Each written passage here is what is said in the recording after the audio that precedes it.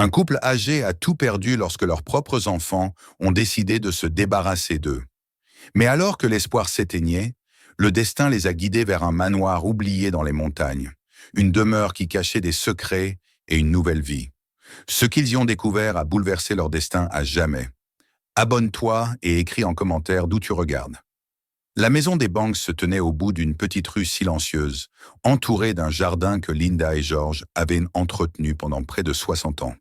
C'était une maison modeste, mais chaque mur, chaque meuble, chaque fissure racontait l'histoire de leur vie.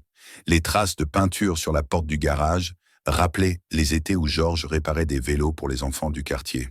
Les rideaux cousus à la main par Linda filtraient une lumière douce qui baignait le salon d'une chaleur familière.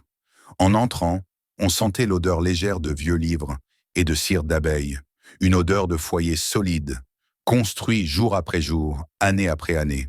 Ils avaient élevé 3 enfants dans cette maison, Marc, Émilie et Daniel, et à travers les photos accrochées dans le couloir, on pouvait suivre l'évolution de leur famille. Des anniversaires colorés, des sourires manquant de dents, les premiers jours d'école, les diplômes brandis fièrement.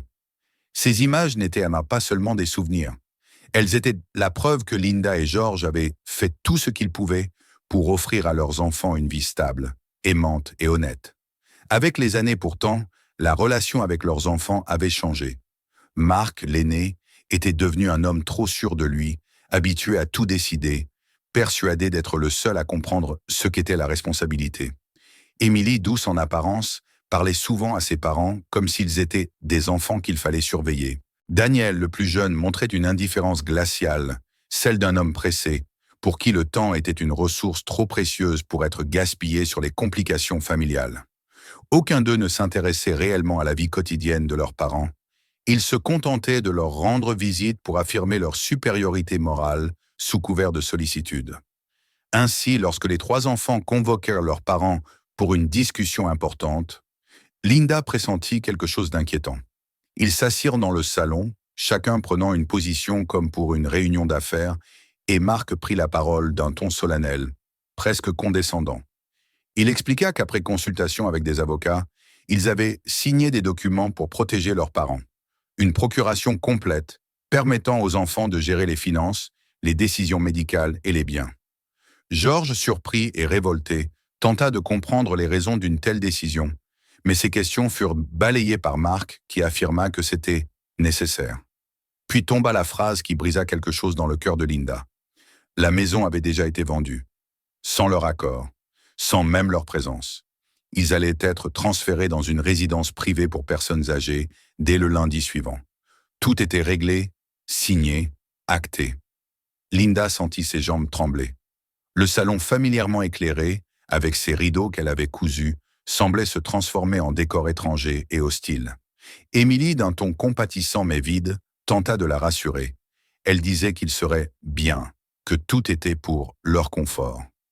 Daniel ajouta que garder un chien à leur âge était irresponsable, que King serait remis à un refuge sérieux.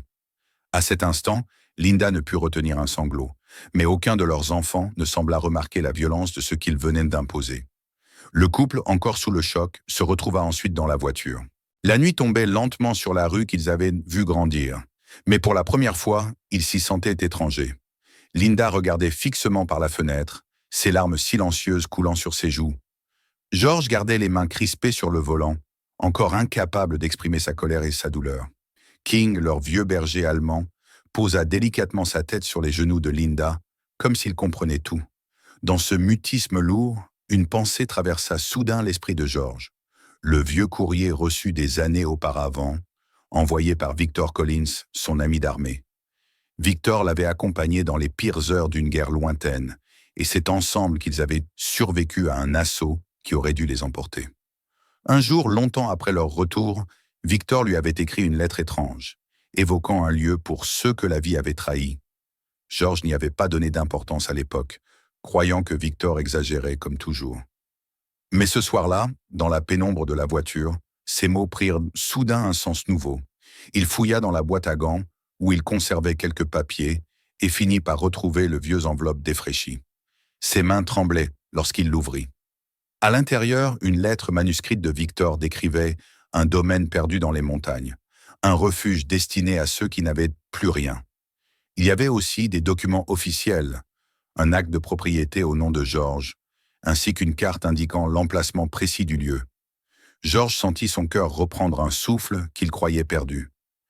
Il montra la lettre à Linda, et malgré ses larmes, ses yeux s'illuminèrent d'un fragile espoir. C'était peut-être une folie, mais c'était aussi la seule option qui leur restait. Mieux valait partir, même vers l'inconnu, que d'être enfermés comme des objets encombrants dans une résidence qu'ils n'avaient jamais choisie. Ils revinrent brièvement dans ce qui n'était plus leur maison que de nom. Ils remplirent une valise de quelques vêtements, prirent des photos de famille, les médicaments de Linda et cette boîte de peinture qu'elle refusait d'abandonner. King les suivait partout, anxieux mais fidèle, comprenant que quelque chose d'irréversible se jouait. Puis ils quittèrent la maison, doucement, presque solennellement, comme si elle aussi sentait que c'était leur dernier adieu. Aucun des deux ne se retourna lorsqu'ils fermèrent la porte. Ils montèrent en voiture. George regarda Linda, prit sa main, et elle la serra faiblement, mais avec la force d'une décision partagée. Sans un mot, il démarra. Le moteur ronronna doucement, et ils s'éloignèrent de leur ancienne vie, guidés par la carte de Victor et par une lueur d'espoir fragile mais tenace. Dans la nuit glaciale, la route semblait s'étendre devant eux comme une promesse ou un avertissement. Quoi qu'il arrive, ils savaient qu'ils n'avaient plus rien à perdre, et peut-être quelque chose à retrouver. La route s'étirait devant eux comme une longue cicatrice sombre, au milieu d'un paysage qui devenait de plus en plus sauvage à mesure qu'ils s'enfonçaient dans les montagnes. Après avoir quitté la rue où ils avaient vécu si longtemps, George avait suivi la carte de Victor sans hésitation, comme si chaque mot écrit par son ami d'autrefois possédait une autorité que rien ne pouvait remettre en question. Linda, assise à côté de lui, observait les contours familiers de la ville s'effacer derrière eux, remplacés peu à peu par l'immensité blanche et froide d'une région qu'ils n'avaient jamais visitée. King, étendu sur la banquette arrière, laissait de temps en temps échapper un léger gémissement. Peut-être inquiet, peut-être excité par ce voyage qui ressemblait davantage à un exil qu'à une simple fuite. Ils roulèrent pendant plusieurs heures, parlant peu.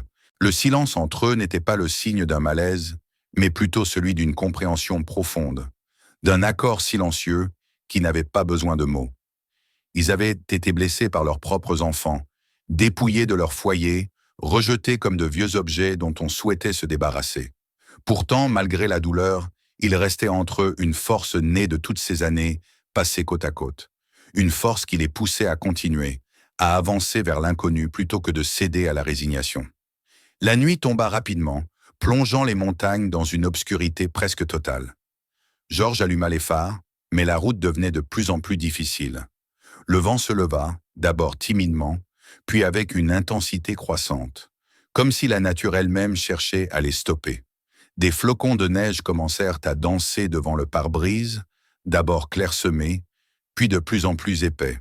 La tempête se formait, lente mais implacable. Linda posa une main délicate sur le bras de George, l'invitant à ralentir, mais il savait qu'il n'avait pas le choix. Il devait atteindre le domaine avant d'être complètement encerclé par le blizzard. La route montagneuse serpentait entre des ravins invisibles sous la neige.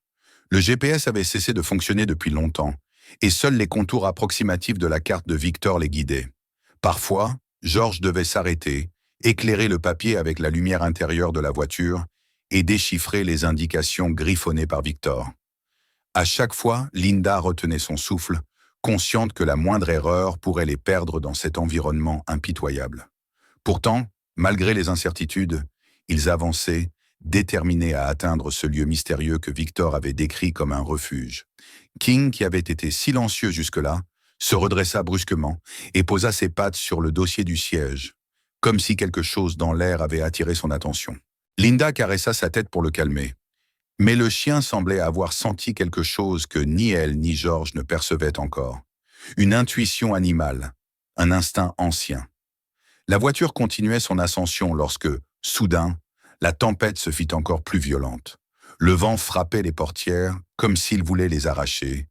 Les flocons créaient un voile blanc presque opaque et les pneus glissaient sur une couche de neige fraîche qui semblait s'épaissir à vue d'œil. George serra les dents, luttant contre la peur qui commençait à l'envahir. Il se rappela les nuits glaciales qu'il avait connues avec Victor lorsqu'ils étaient encore jeunes soldats. À cette époque, la survie dépendait souvent de la capacité à ne pas céder à la panique. Cette pensée lui donna un regain de courage. Il ralentit encore, maintenant une allure prudente, mais refusant de s'arrêter. S'ils s'immobilisaient ici, la neige les ensevelirait avant l'aube. Ils roulèrent ainsi pendant ce qui leur sembla être une éternité, jusqu'au moment où la tempête se calma soudainement, comme si un ordre invisible lui avait intimé de s'effacer. Devant eux, l'air devint plus clair, et la silhouette d'un portail immense se détacha de l'obscurité. 2 piliers de pierre massifs encadraient une grille de fer forgé, couverte de motifs anciens représentant des lions, des feuillages et des symboles qu'ils ne reconnaissaient pas. Le portail était ouvert, comme si quelqu'un les attendait depuis longtemps. George s'arrêta un instant, ébloui par ce spectacle inattendu. Linda porta une main à sa bouche, stupéfaite par la grandeur silencieuse de l'endroit. King émit un aboiement grave, non pas anxieux mais presque solennel. Au-delà du portail, une longue allée bordée de cyprès s'enfonçait dans la pénombre. George reprit la route, avançant lentement entre les arbres, leurs branches lourdes de neige formant une voûte au-dessus d'eux. Puis enfin, ils le virent. Au bout de l'allée se dressait un immense manoir, aux murs de pierre argentée, ses toits enneigés scintillant à la lumière de la lune. Le bâtiment semblait à la fois ancien et indestructible, comme s'il était ancré dans la montagne depuis des siècles. Pourtant, certaines fenêtres laissaient passer une lueur faible, presque imperceptible, comme un souffle de vie caché au cœur de ce géant silencieux. George coupa le moteur. Le silence qui suivit fut total, presque sacré. Linda sentit un frisson la parcourir, mais ce n'était pas de la peur. C'était plutôt la sensation étrange et profonde de revenir dans un endroit qu'elle n'avait pourtant jamais vu. Ensemble, ils descendirent de la voiture. Le vent s'était presque entièrement arrêté, et la neige, tombant encore légèrement, ajoutait une douceur inattendue à la scène. Ils avancèrent vers la porte du manoir. La poignée de cuivre, froide au toucher, semblait avoir été utilisée récemment, car elle n'était pas recouverte de givre comme le reste. Lorsque George la tourna, la porte s'ouvrit avec un grincement profond, mais pas hostile. À l'intérieur, l'air était glacé, mais un parfum subtil de bois ancien et de poussière leur parvint immédiatement. Ils pénétrèrent dans le vaste hall, où un escalier monumental se déployait vers les étages supérieurs. Des tapisseries anciennes couvraient les murs, et un immense lustre de cristal se suspendait au-dessus d'eux, ses pendeloques scintillant faiblement sous l'effet d'un léger courant d'air. Linda avança lentement, observant chaque détail avec émerveillement. Elle s'arrêta devant une cheminée massive. À sa grande surprise, les braises y étaient encore chaudes, comme si quelqu'un les avait attisées peu avant leur arrivée. Sur une table voisine, des bûches soigneusement empilées semblaient attendre qu'on les jette dans le feu. George examina la pièce avec attention et remarqua d'autres signes de vie. Une tasse posée sur une étagère, une couverture pliée sur un fauteuil, des chandelles consumées à moitié. Pourtant, le manoir était vide de toute présence humaine. King se mit à marcher lentement vers un couloir sombre, s'arrêtant parfois pour flairer le sol ou lever les yeux vers des portraits accrochés au mur. Il semblait connaître cet endroit, ou du moins s'y sentir étrangement à l'aise. Linda suivit le chien, intriguée. George les rejoignit, chaque pas résonnant dans ce silence éloquent. Ils traversèrent plusieurs pièces jusqu'à atteindre une chambre parfaitement conservée. Sur le mur principal, éclairé par la lumière hésitante d'une lampe à huile, se trouvait un portrait qui les figea. C'était un jeune homme, le visage noble, les yeux clairs et déterminés. George reconnut immédiatement Victor. Les années avaient changé son ami, mais l'expression était la même que celle qu'il avait vue tant de fois pendant la guerre.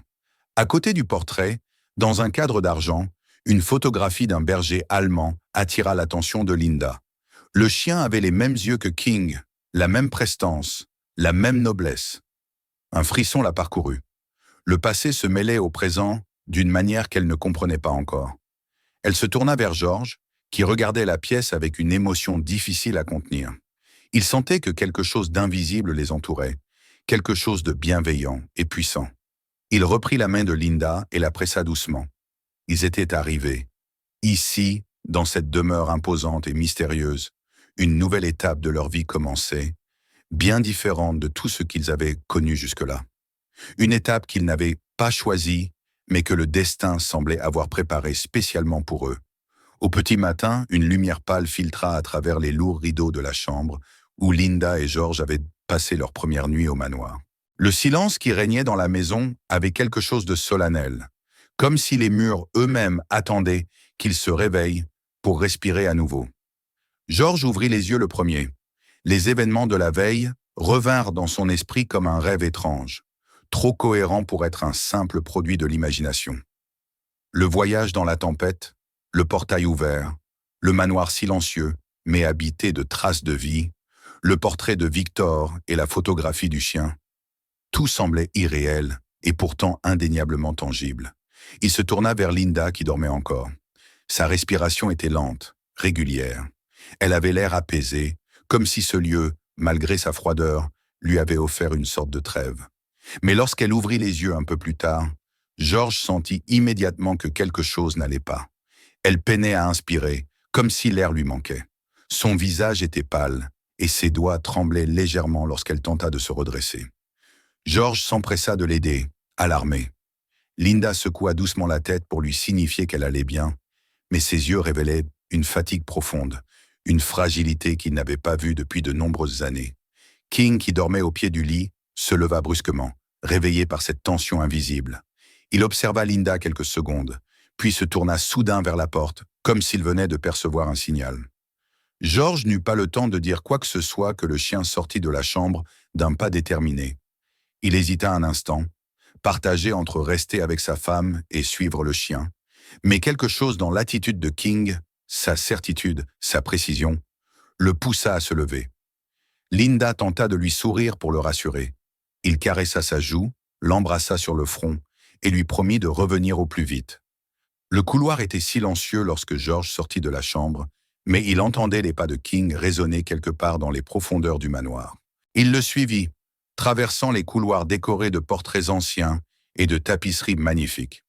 La lumière du matin révélait encore davantage la richesse de cet endroit, mais George n'avait pas la tête à l'admiration. L'inquiétude pour Linda lui nouait le ventre. King descendit un escalier en colimaçon qu'il n'avait pas remarqué la veille. L'air devint plus frais, presque glacial, à mesure qu'il s'enfonçait dans les niveaux inférieurs de la demeure.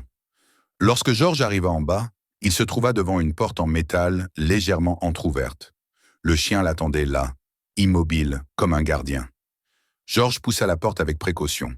La pièce derrière elle contrastait étrangement avec le reste du manoir. Là où les étages supérieurs étaient décorés de bois sculptés et de pierres anciennes, cette salle ressemblait à une petite clinique. Des étagères métalliques alignées contre les murs portèrent des boîtes soigneusement étiquetées, du matériel médical, des seringues encore scellées, et surtout, 3 grands cylindres d'oxygène impeccablement rangés. Une table d'examen propre, un fauteuil ergonomique, des instruments modernes, tout semblait prêt à l'emploi, comme si quelqu'un avait anticipé précisément la situation dans laquelle Linda se trouvait ce matin-là. George resta un instant sans bouger, submergé par la découverte. Comment Victor aurait-il pu prévoir cela? Était-ce vraiment une simple coïncidence? Chaque élément de la pièce semblait dire non. Tout avait été pensé, préparé, organisé. Il trouva un manuel soigneusement posé sur la table, écrit de la main de Victor, avec des instructions détaillées. À la première page, une phrase lui coupa le souffle. « Si tu es ici, George, c'est que tu en avais besoin. Ne doute pas. Utilise tout ce que je t'ai laissé. » Il sentit une boule se former dans sa gorge. Victor, son ami de toujours, avait construit un refuge pour un futur qu'il ne connaîtrait jamais. George prit un des cylindres, rassembla quelques médicaments essentiels et remonta précipitamment vers la chambre. Linda était toujours éveillée, mais ses yeux trahissaient une faiblesse inquiétante. Il s'assit près d'elle, installa l'oxygène selon les instructions du manuel, et lorsqu'elle respira enfin un air plus riche, plus pur, son visage s'adoucit immédiatement. La couleur revint légèrement à ses joues, et elle serra la main de George avec reconnaissance. Les heures suivantes furent consacrées au repos. Linda dormait profondément, et George restait assis près d'elle, songeant au chemin parcouru. Il regardait parfois par la fenêtre, où le paysage montagnard s'étendait, intimidant mais magnifique. Le manoir semblait s'intégrer parfaitement dans cet environnement sauvage, comme s'il en faisait intrinsèquement partie. Au fil des jours, la santé de Linda s'améliora. Elle retrouvait des forces, et son sourire, bien que fragile, illuminait encore plus les pièces anciennes du manoir. Pendant qu'elle se reposait, George explora davantage la demeure. Il découvrit des pièces pleines de livres anciens, une cuisine étonnamment fonctionnelle, et même un petit atelier où Victor avait dû mener divers projets. Il passa ses journées à réparer les éléments de la maison qui avaient souffert du temps. Une gouttière cassée, une porte qui ne fermait plus bien, des fenêtres dont les cadres avaient été gonflés par l'humidité. Chaque tâche accomplie lui donnait le sentiment de reconstruire non seulement le manoir, mais aussi sa propre dignité, cette part de lui que les événements récents avaient brisée. Pendant les nuits, il lui arrivait encore d'entendre un son étrange. Une mélodie douce, jouée au piano, qui semblait résonner depuis les profondeurs de la maison. Au début, il crut que c'était simplement son imagination, un effet du silence ou de la fatigue. Mais plus les nuits passaient, plus cette musique devenait distincte. Elle n'avait rien de menaçant. Au contraire, elle évoquait quelque chose de tendre, de nostalgique, comme une berceuse oubliée. King, toujours attentif, levait parfois la tête lorsqu'elle commençait, mais ne montrait aucune inquiétude, comme s'il la reconnaissait lui aussi. George tenta plusieurs fois de suivre le son, mais chaque fois, la mélodie semblait s'éteindre lorsqu'il s'approchait, ne laissant derrière elle qu'un écho ténu. Il en parlait à Linda, qui, loin d'être effrayée, souriait doucement en disant que peut-être les maisons anciennes gardaient en la mémoire de ceux qui les avaient aimées. Un après-midi, alors que George rangeait la bibliothèque située près du salon, il remarqua que l'un des meubles ne touchait pas tout à fait le mur. Une légère brise froide semblait passer derrière. Intrigué, il poussa la bibliothèque avec difficulté. Derrière elle se trouvait une petite porte basse, presque invisible dans le bois sculpté. Il l'ouvrit et découvrit une pièce secrète, éclairée faiblement par une ouverture minuscule, laissant entrer un ray de lumière. Dans la pièce se trouvaient des étagères remplies de dossiers, de journaux et de caisses scellées. Sur un bureau, un vieux projecteur de film reposait à côté d'une bobine, soigneusement rangée dans une boîte métallique. George sentit immédiatement que cette pièce n'était pas un simple débarras. C'était un sanctuaire, un lieu que Victor avait voulu préserver intact. Il prit la bobine, la plaça dans le projecteur et enclencha l'interrupteur. L'image tremblota d'abord, puis se stabilisa. Le visage de Victor apparut à l'écran, plus âgé que dans ses souvenirs, mais toujours avec ce regard profond et calme qui lui était propre. Victor parlait directement à la caméra, et donc directement à George. Il racontait l'histoire de sa famille, de ce domaine construit pour abriter ceux que la vie avait détruits, trahis ou oubliés. Le manoir n'avait jamais été vendu, car il n'était pas un bien ordinaire. Il était un refuge, une citadelle, un héritage destiné à ceux qui avaient besoin de recommencer. Victor, n'ayant ni enfant ni héritier direct, avait choisi George comme successeur, parce qu'il était un homme de cœur, un homme de loyauté, un homme qui ne méritait pas la cruauté que le monde pouvait réserver aux plus vulnérables. George resta longtemps assis devant le projecteur éteint. Ses yeux étaient humides, mais ce n'étaient pas des larmes de tristesse. C'était un mélange de gratitude, d'amertume et d'émerveillement. Il comprenait enfin pourquoi il s'était senti attiré par ce lieu dès son arrivée.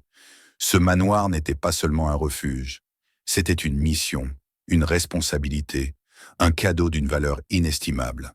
Quand il remonta dans la chambre pour retrouver Linda, elle lui sourit avec douceur. Il s'assit près d'elle, lui prit la main, et ils restèrent ainsi longtemps sans parler. Dehors, la neige tombait paisiblement, comme si le monde extérieur avait enfin décidé de leur offrir un peu de répit. Le manoir, quant à lui, semblait respirer avec eux, les enveloppant de son silence protecteur. Ils ignoraient encore que cette paix fragile serait bientôt mise à l'épreuve. Mais pour l'instant, ils savouraient ces jours précieux. Conscients qu'ils avaient trouvé ici dans les montagnes un lieu où ils pouvaient enfin vivre selon leur propre rythme, loin des jugements, loin des obligations, et surtout, loin de la trahison qui les avait chassés de leur ancienne vie. Ils étaient ensemble, et cela suffisait. Les jours s'écoulèrent dans une tranquillité presque irréelle. Le manoir semblait avoir accepté leur présence, comme une vieille demeure fatiguée qui retrouvait un sens à exister. Linda sortait parfois sur la terrasse, enveloppée dans un châle, pour contempler les montagnes qui se déployaient à perte de vue. Elle disait que l'air ici avait une pureté que rien ne pouvait égaler, que chaque souffle la rapprochait d'un souvenir heureux ou d'un instant de paix oublié. Georges, lui, passait ses journées à réparer, nettoyer, organiser. C'était comme si le manoir lui avait confié une mission, lui rendre la vie qu'il avait perdue. Pourtant, malgré la sérénité apparente, une tension invisible flottait dans l'atmosphère. Peut-être était-ce l'écho lointain des choix qu'ils avaient laissés derrière. Peut-être était-ce simplement l'intuition que tout refuge, aussi parfait soit-il, ne peut être éternellement à l'abri du monde extérieur. Georges en avait parlé une fois à Linda, tard dans la nuit, alors qu'elle s'endormait doucement contre son épaule. Elle avait murmuré que certaines tempêtes arrivent même quand le ciel semble parfaitement clair. Il n'avait pas su dire si elle parlait au sens figuré ou non. La réponse arriva plus tôt qu'il ne l'aurait cru. C'était un après-midi froid, mais lumineux. Georges coupait du bois dans la cour arrière quand il entendit un bruit inhabituel. Ce n'était ni le vent, ni un animal. C'était un vrombissement régulier, mécanique, qui résonnait dans l'air avec une insistance qui ne laissait aucun doute. Un moteur. Plusieurs moteurs. Il se redressa, tenant encore la hache dans ses mains, et plissa les yeux pour observer l'allée. Il vit d'abord la neige soulevée sur le chemin, puis 3 formes sombres apparaître au loin. 3 voitures. 3 silhouettes qui avançaient d'un pas décidé vers eux. King commença à grogner. Linda, alertée par le bruit, sortit sur la terrasse et porta la main à son cœur lorsqu'elle reconnut les silhouettes. Mark, Emily, Daniel. Ils arrivaient en force, comme une petite armée venue reprendre un territoire qu'ils considéraient encore comme leur propriété. Georges sentit son estomac se nouer. Il savait que ce moment viendrait, mais pas aussitôt, pas aussi brutalement. Les voitures s'arrêtèrent brutalement devant le manoir. Les enfants sortirent presque simultanément, leurs visages tendus, leurs expressions fermées. Émilie fut la première à s'avancer, les bras croisés, comme si elle s'apprêtait à gronder des enfants pris en faute. Marc suivit, le regard sombre, la mâchoire serrée. Daniel, fidèle à lui-même, observait le manoir avec une froideur qui semblait dénigrer chaque pierre. « Maman? Papa ?» lança Émilie d'un ton sec, presque indigné. « Qu'est-ce que c'est que cet endroit ?» Linda, qui se tenait près de la rambarde, resta immobile, soutenue par sa détermination et par la confiance étrange que ce lieu lui inspirait. Elle répondit d'une voix douce mais ferme, une voix qui vraisemblablement n'avait pas été entendue par ses enfants depuis longtemps. « C'est notre maison, Émilie. » Les 3 enfants se regardèrent, incrédules, comme si Linda venait d'annoncer une absurdité. Marc prit la parole, la voix tranchante. « Maman, tu ne peux pas rester ici. C'est irresponsable et dangereux. Vous devez rentrer avec nous. Nous avons déjà signé les papiers, tu te souviens ?» Georges sentit quelque chose en lui se briser. Ces mêmes phrases, cette même condescendance, ce même ton qui avait détruit leur paix quelques semaines plus tôt. Mais cette fois-ci, il n'était plus cet homme brisé, chassé de son propre foyer. Ici, dans ce manoir, il avait retrouvé son courage, sa dignité, sa force. Il descendit lentement les marches, King à ses côtés, et s'arrêta à quelques mètres de ses enfants. « Nous ne rentrerons nulle part, dit-il calmement. Nous sommes ici par choix. » Marc éclata presque de rire, un rire nerveux, agressif. « Par choix ? Papa, tu perds la tête. Ce manoir est délabré, isolé, et maman est malade. Tu te rends compte de ce que tu fais ?» Georges garda son calme. Ce calme, justement, troubla encore plus ses enfants que n'aurait pu le faire un éclat de colère. « C'est ici que ta mère a retrouvé sa paix. C'est ici qu'elle respire, qu'elle se repose, qu'elle guérit. Et c'est ici que nous avons décidé de vivre. » Émilie, dont les yeux s'étaient embués d'un mélange de colère et de confusion, fit un pas en avant. « Papa, on veut juste ce qui est mieux pour vous. » Linda descendit alors les marches, posant une main sur la rambarde pour s'appuyer. Elle s'approcha de ses enfants, chacun d'eux reculant imperceptiblement en la voyant marcher avec plus de force qu'il ne l'avait vue depuis longtemps. « Et si ce qui est mieux pour nous n'est pas ce que vous croyez, dit-elle doucement. » Le silence tomba, lourd, presque suffocant. On aurait dit que le manoir lui-même retenait son souffle. La conversation se poursuivit à l'intérieur, mais rien n'y fit. Les enfants refusèrent d'accepter. Ils parlaient d'examens médicaux, de responsabilités légales, d'incapacité, d'obligations. Ils citaient des lois, des procédures, des formulaires. Ils parlaient comme des gestionnaires, pas comme des enfants inquiets pour leurs parents. Et plus ils parlaient, plus le visage de Linda se ternissait sous le poids de leurs reproches. L'effort émotionnel était trop grand. Le soir tomba, et avec lui vint une nouvelle fatigue, bien plus sombre. Linda dut s'asseoir puis s'allonger. George sentit l'inquiétude renaître brutalement. Les douleurs dans sa poitrine reprenaient, sa respiration devenait difficile. Les enfants paniquèrent, mais la tempête qui s'était levée dehors rendait toute sortie impossible. Les routes disparaissaient sous des mètres de neige. Les rafales de vent hurlaient autour du manoir comme des bêtes furieuses. Même s'ils appelèrent les secours, personne ne pourrait atteindre le domaine avant la fin de la nuit. George resta auprès d'elle, un genou au sol, tenant sa main dans la sienne. Il lui parlait doucement, comme s'il cherchait à la ramener d'un endroit où il avait déjà trop peur qu'elle soit en train de glisser. Elle le regardait avec des yeux où brillait encore une lumière fragile mais aimante. « Tu te souviens ?» murmura-t-elle, les mots hésitant à franchir ses lèvres. « Le jour où on s'est rencontrés, tu avais oublié ton sac dans le bus. » Il rit doucement malgré les larmes qui lui montaient aux yeux. « Et tu l'avais récupéré pour moi. Tu avais dit que j'étais distrait. » C'était vrai. Elle sourit, un sourire presque invisible, mais qui perça sa douleur comme un rayon de lumière. « Tu ne m'as jamais laissé seul, George, et je ne commencerai pas ce soir. » Il sentit sa main se relâcher légèrement. Il s'approcha encore, posa son front contre le sien, ferma les yeux et murmura « Je t'aime, Linda, depuis le premier jour, jusqu'au dernier. » Elle ferma les yeux à son tour. Son souffle devint plus léger, plus paisible, comme une vague qui se retire doucement de la berge. Et puis, sans un cri, sans un sursaut, sans lutte, elle s'éteignit, glissant dans ce silence doux que seule la mort sait parfois offrir aux âmes fatiguées. Au même moment, la tempête dehors cessa d'un seul coup. Le vent tomba. Les arbres se figèrent. La neige arrêta sa course dans les airs, comme si même la montagne voulait s'incliner devant son départ. King, couché au pied du lit, leva la tête et poussa un long gémissement, un son grave, déchirant, qui résonna dans toute la pièce comme un adieu venu du fond de son cœur d'animal fidèle. Les enfants restèrent figés.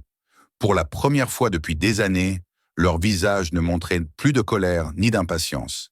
Ils n'étaient plus des juges, des gestionnaires, des décideurs. Ils étaient des enfants face à la mort de leur mère, et la honte qui envahit leurs traits fut si profonde, si brutale, qu'ils en restèrent sans voix. Les jours qui suivirent furent silencieux, empreints de deuil, mais aussi d'un début de quelque chose de nouveau. Émilie resta dans la cuisine pendant des heures, sans parler, préparant des plats qu'elle avait appris de Linda. Mark aida George à réparer une fenêtre qui avait cédé sous le poids de la neige. Daniel, étrangement, passa beaucoup de temps avec King, le caressant longuement comme s'il voulait se faire pardonner quelque chose. Au printemps, lorsque la neige fondit et que les bourgeons commencèrent à éclore, George prit une décision. Il sculpta lui-même une petite plaque de pierre, y grava des mots simples mais parfaits, et la plaça sur un banc en pierre dans le jardin, sous un vieux chêne. À ceux qui protègent la chaleur, en mémoire de Linda Banks. Le jardin fleurit autour de ce banc comme jamais auparavant. Les enfants, désormais transformés, revenaient régulièrement aider George à restaurer le manoir. Les petits-enfants couraient dans les couloirs, leur rire renaissait entre les murs. Et chaque soir, quand le soleil se couchait derrière les montagnes, George s'asseyait sur le banc, King à ses côtés, et murmurait pour lui-même qu'il avait fait le bon choix. Non pas de fuir, non pas de désobéir, mais de protéger ce qui comptait. La chaleur dans un monde de froid. L'amour, même lorsqu'il semblait menacé. La dignité, surtout lorsque d'autres la piétinaient. Le manoir, désormais vivant de voix, de pas, de rires et de souvenirs, semblait acquiescer en silence. Car il avait choisi lui aussi, et il n'avait pas choisi à tort. N'oubliez pas de vous abonner, de nouvelles histoires passionnantes vous attendent. Regardez la prochaine vidéo et partagez-la avec ceux qui vous sont chers.